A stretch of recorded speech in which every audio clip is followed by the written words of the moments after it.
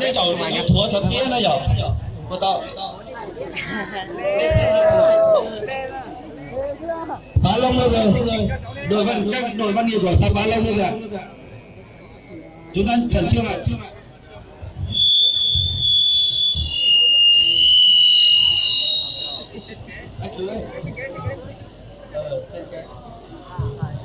Bé chọn là tông tài rồi, bé sợ cái bị to này rồi, bé sợ bị to bé sợ bị to là bé rồi bé thua bé chọn tiếng tham chôn chua ở đây là bé bỏ, vì đâu có thể bé sẽ bỏ đua lên đây rồi, bây giờ muốn phải nói gì, người trong lên nó bé sẽ bỏ lên này rồi, thế nên tôi phải cái sợ bị to à.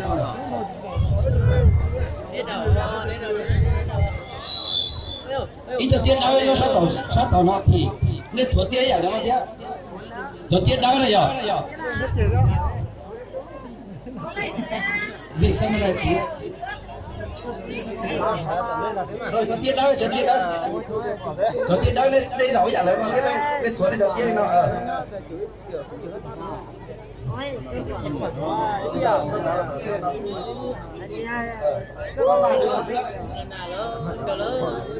có mà đứng ở giữa này đổi sang con tàu luôn rồi này ô nhìn nó cho đó à